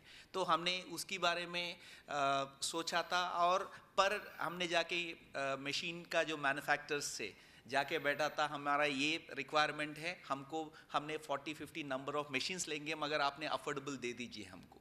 वहाँ से लेके जाके वहाँ जो लोकल सर्विस प्रोवाइडर्स होते हैं, जो ट्रैक्टर ऑपरेटर्स होते हैं, उन लोगों को ये मशीन के बारे में बता देते हैं, एंड हम ये अश्योर करते हैं कि आप इन्वेस्ट करो, करने के बाद आपको फार्मर ने अडॉप्शन जो देना चाहिए वो हमने आपको लिंकअप करेंगे, सो दैट आपका जो कॉस्ट ऑफ इन्वेस्टमेंट हो वो 1 या 2 सीजन्स में वो रिकवरी हो पाए। तो वहाँ से हमारा थोड़ा सा हेवी लिफ्टिंग होता है, और जो मशीन की लेने के टाइम पे भी हमने सब्सिडी भी देते हैं, और और ये भी बोलते हैं कि आपका इतना नंबर ऑफ एकर्स इस सीजन में आपको कवर करेंगे तो ये सब्सिडी एलिजिबल है आपके लिए। तो वहाँ से थोड़ा सा हमको हाई हैंडेडनेस या हेवी लिफ्टिंग करना पड़ता है, but the point is that मेरे पास ऐसा एग्जाम्पल से यूपी से भी है, तेलंगाना से भी है, कि एक सर्विस प्रोवाइडर अगर उनको हमने ठीक तरीके से सपोर्ट दे पाए, एक सीज़न में उन लोगों ने 400-500 एकर्स के हिसाब से उन लोगों ने DSR through seed drill promote किया हुआ है, एंड उसकी वजह से उसका cost of recovery of machine happened with in 1 season. And वो लोग ऐसा एग्जाम्पल बने हुए हैं, उसको देख के बाकी सब लोगों ने भी लेना शुरू कर दिया। हमने जबलपुर में हमने क्लोज टू 150 या 200 मशीन्स हमने सब्सिडी में दिया था। हमारे लिए recovery of the total amount has been 98%। Point is that अगर फार्मर के साथ आपका नेटवर्क अच्छा है, हमने एक्सटेंशन के बारे में भी काफ़ी काम करते हैं लीड फार्मर प्लेटफॉर्म के लेवल पे, तो वहाँ पे भी ट्रस्ट फैक्टर हो जाता है फार्मर से। एक ट्रस्ट फैक्टर से लेके हमने सर्विस प्रोवाइडर्स को इंटीग्रेट करते हुए एंड हमने जो सपोर्ट चाहिए उसको फोकस करते हुए अगर करेंगे तो ये स्केलेबल हो सकता है। एंड हमने जब सवाना फुल पेज का सॉल्यूशन भी लेके आया था, इनिशियली कितना आई थिंक 250 या 300 एकर्स का हमने किया था। नेक्स्ट ईयर में वो 5000 एकर्स तक फार्मर्स ने अडॉप्ट कर लिया। ये क्यों कर लिया? बिकॉज उनके लिए डायरेक्ट सीडेड राइस का हो जाता था मगर मैकेनाइजेशन का हो नहीं हो रहा था। हमने इंट्रोड्यूस किया सीड ड्रिल से, बट उन लोगों को वीडी राइस बहुत प्रॉब्लम था। ये सॉल्यूशन है वो एड्रेस किया हुआ है। But again the challenge is it's not so cake walk नहीं है, इसमें वीड मैनेजमेंट का भी चैलेंज है, टाइमली एप्लीकेशन का चैलेंज है, फ्यूचर में इसका वीड रेसिस्टेंस भी होने का चैलेंजेस है। तो हमारे लिए ये कंटिन्यूस लर्निंग है, कंटिन्यूस फोकस है, क्योंकि हम इसको स्केल में लेके जाना चाहते हैं। एंड उसके लिए ऑल इकोसिस्टम का ये स्टीवर्डशिप का सख्त ज़रूरत है, और फार्मर लेवल पे ट्रेनिंग का ज़रूरत है, और फार्मर को स्पेसिफिकली बताना पड़ेगा आपने DSR करो, आपने वाटर सेविंग करो, उससे कुछ फ़ायदा नहीं होगा। आपने लेबर का आपका प्रॉब्लम सॉल्व हो रहा है, और उसकी वजह से आपको लॉन्ग टर्म में आपका सॉइल का भी बेटर होगा। एक important I mean it's kind of a new learning for us. जब हमने DSR प्रमोट किया तो because of the kind of a soil being not really compact and it hasn't been affected, तो soil का जो water आने से soil moisture and the absorption of this water has been better. So farmer को number of watering 2-3 बार बढ़ गया था। सो फार्मर के माइंड में क्या रखता है कि मैंने 2 बार एडिशनली पंप दे दिया हूँ, मतलब इसमें वाटर ज़्यादा हो रहा है करके। बट आपको वहाँ जाके उस चीज़ को क्लियरली बताना पड़ेगा। ये बहुत छोटा छोटा चीज़ें है, वो उसको आपको लेके जाके वहाँ क्लियरली एक्सप्लेन करेंगे। वो those guys are much, I mean farmers are much smarter than at least what we see is that they are much smarter than us or me, right. So अगर आपने ठीक लॉजिक से और एक ट्रस्ट बेसिस से आपने सच में बता देंगे, वो लोग अडॉप्ट करने के लिए तैयार रहेंगे और उसको आगे लेके जाएंगे। हमारे लिए डायरेक्ट सीडेड राइस का प्रमोट करने के लिए 3 मेजर चैलेंजेस या बॉटलनेक्स हमने फेस करते हैं। एक है कि affordable access of machinery. Second thing is that इसको उन लोगों को वाटर आज है मगर फ्यूचर में चैलेंजेस होगा, तो उसको आपने कैसा इसमें कंट्रीब्यूशन कर सकते हैं और क्लाइमेट में भी आपने जुड़ सकते हैं विदाउट कॉम्प्रोमाइजिंग आपका इकोनॉमिक बेनिफिट। वो क्लियर मैसेज लेके जाना पड़ेगा। थर्ड है आपके लिए ये लेबर का एड्रेस ये क्लियरली हो रहा है। हमारे लिए हमारा पेयर रिव्यूड जर्नल में भी हमने पब्लिश किया था paper in which it is been across all places, it's not like only one place. हमने पंजाब में भी पंजाब नहीं, उत्तर प्रदेश में भी हमारा जो डेटा है, और यहाँ मध्य प्रदेश में भी जो डेटा है, और तेलंगाना और आंध्रा का भी जो डेटा है, 5103 रुपीज़ से 8300 रुपीज़ की बीच में फार्मर को बेनिफिट हो रहा है DSR से। एंड ये रिसर्च का प्लॉट्स का बारे में बात नहीं कर रहा हूँ मैं, ये फार्मर लेवल की जो डेटा है ना उसकी बारे में बात कर रहे हैं। और वो जो डेटा है वो पूरा हमारे पास जियो टैग डेटा है, DMRV में वो रजिस्टर्ड होता है। हमारे लिए पूरा ये गोल्ड लेवल डेटा है ये। तो ये एंड क्रॉप एस्टैब्लिशमेंट कॉस्ट जो है compare to PTR, it is between 1500 to 3100 के बीच में क्रॉप एस्टैब्लिशमेंट का कॉस्ट कम होता है। तो फार्मर क्यों अडॉप्ट नहीं हो पाएगा? ओनली थिंग इज दैट उन लोगों को वीड मैनेजमेंट के बारे में आपने ठीक तरीके से करना पड़ेगा। जो आपने बोला था वो बहुत इंपॉर्टेंट है, timing of the weed. And जब आपने प्री इमरजेंस करेंगे उसकी लेवल पे वाटर को कब आप अप्लाई करते हैं, और पोस्ट इमरजेंस के टाइम पे क्या अप्लाई करते हैं, ये चीज़ आपको वहाँ फार्मर लेवल पे एक्सटेंशन लेवल पे लेके जाना पड़ेगा, तभी ये हो पाएगा। And this is a pure hard work for all the ecosystem players to do that. That's how I see it. Thank you so much. Great, thank you. एक हमारे सामने एक लाइव एग्जाम्पल था कि इसको कैसे स्केल अप किया जा सकता है, और DRF ने इसको करके दिखाया है। मुझे FSI के जो मैनेजमेंट टीम है वो इशारा कर रहे हैं कि लंच का टाइम हो रहा है, तो लंच के लिए ब्रेक करने से पहले जहाँ से हमने इस सेशन को शुरू किया था, मैं डॉक्टर वीरेंद्र कुमार से मैं ये पूछना चाहूँगा कि लास्ट में आपने यहाँ पर काफ़ी ज़्यादा मैकेनाइजेशन हो या फिर फार्मर्स हैं, हर्बिसाइड सॉल्यूशन प्रोवाइडर हैं, सीड प्रोवाइडर्स हैं, सभी के लिए आपका क्या एडवाइस है, क्योंकि आपका ग्लोबल तजुर्बा है कि दूसरे कंट्रीज़ में जहाँ पर DSR एडॉप्शन हुआ था वहाँ पर क्या एक्सपीरियंस था, और यहाँ पर इस टेक्नोलॉजी को एक फास्टर एडॉप्शन के लिए और एक लंबे लाइफ साइकिल के लिए, इस टेक्नोलॉजी के लंबे लाइफ साइकिल के लिए आपका क्या एडवाइस है? धन्यवाद। अगर आप देखें कि जहाँ जहाँ पे DSR का अडॉप्शन हुआ है, तो अडॉप्शन मेजर रीजन था लेबर की कमी के कारण। ऐसा नहीं है कि रिसर्चरों ने टेक्नोलॉजी इंट्रोड्यूस की उसके कारण किसानों ने अडॉप्ट किया। जब फैक्टर इतने स्ट्रॉन्ग होते हैं, जैसे लेबर की प्रॉब्लम थी, अडॉप्शन हुआ, देन फार्मर भी खुद इनोवेट करता है। अभी तक इंडिया में वो पॉइंट आया नहीं है, लेबर अभी भी अवेलेबल है। जब लेबर अवेलेबल नहीं होगी तो किसान भी इनोवेशन स्टार्ट करना शुरू कर देगा, उस टेक्नोलॉजी को भी कामयाब कर देगा। तो ये पॉइंट आ रहा है हम वहाँ पे।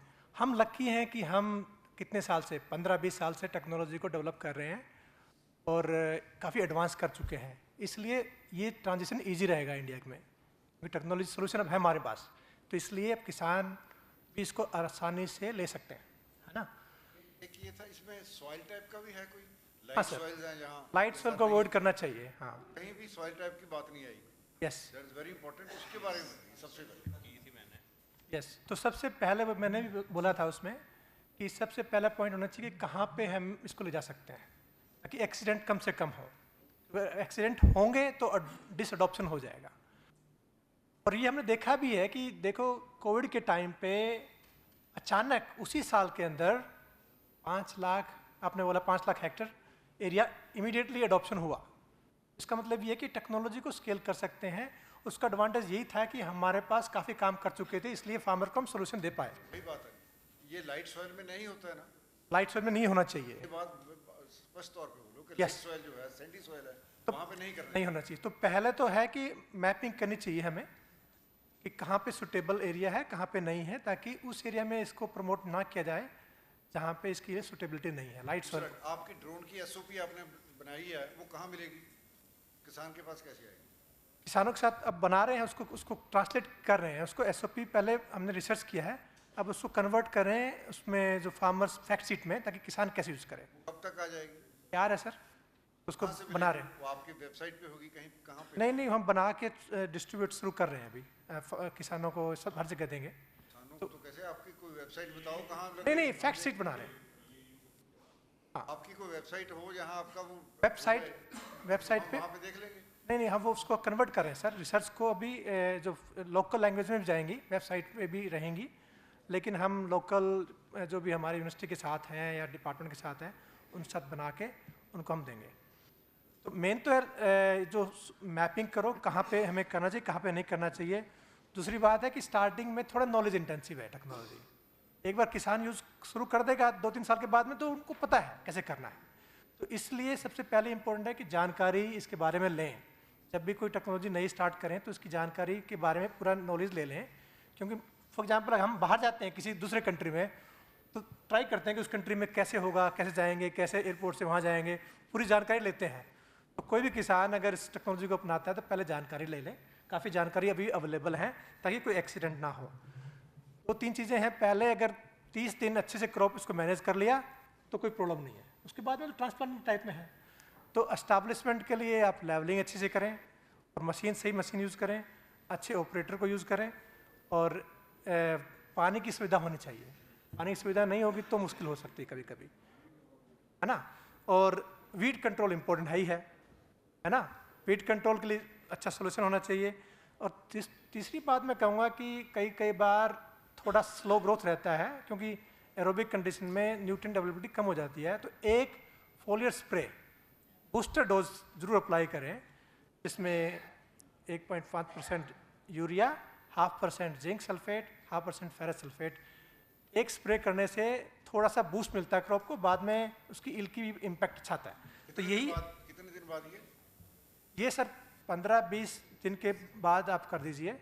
हो सके तो हर्बिसाइड के साथ भी मिला के कर सकते हो आप। हर्बिसाइड के साथ। हर्बिसाइड के साथ मिला के कर सकते हो ताकि लेबर कॉस्ट एक्स्ट्रा ना हो। कॉस्ट तो इसमें कुछ आएगी नहीं, बहुत ही कम कॉस्ट है, लेबर कॉस्ट ही लगती है स्प्रे करने के लिए।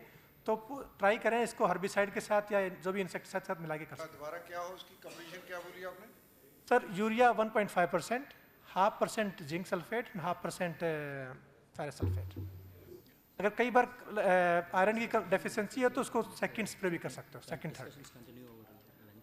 Sorry to interrupt you sir, क्या हम क्वेश्चन आंसर्स लंच में डिस्कस कर सकते हैं और इसके आगे, और सत्र को बंद करें? Thank you sir. तो So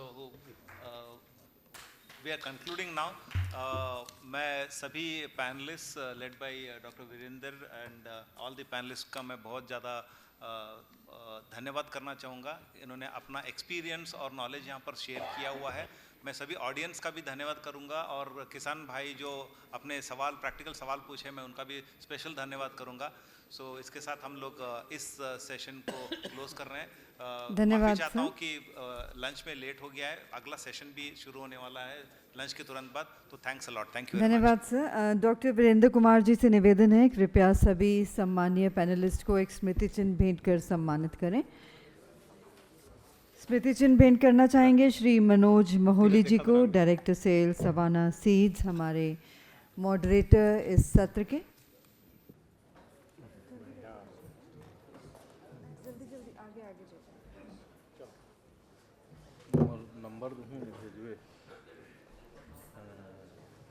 श्री अभिषेक चोपड़ा जी को, श्री सुमन एस जी को। सभी पैनलिस्ट से निवेदन करेंगे कृपया सामने की ओर आ जाएं। श्री राजदीप सिंह जी को, श्री रामकिशन थनुगुला को, श्री अमित शर्मा जी और श्री अभिषेक बर्मन जी को। और आप सभी को आमंत्रित करते हैं दोपहर के भोजन के लिए। अगला सत्र हम 3 बजे शुरुआत करेंगे। आप सभी से निवेदन है कृपया टाइम से आप अपने स्थान ग्रहण कर लें। Ladies and gentlemen, we now invite everyone to join us for lunch. The next session will commence sharp at 3 o'clock. We would request everyone to kindly be seated back. And we would also request for a group photograph of all the panelists.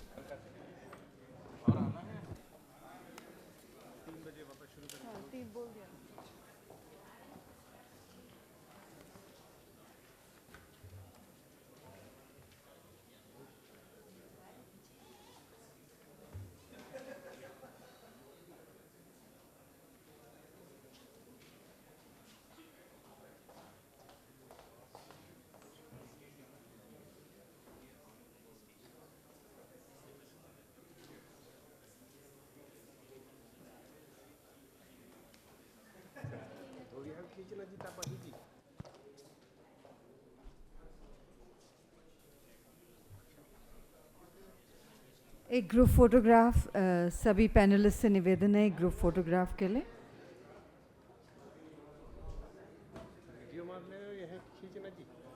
Sir आप आ जाइए।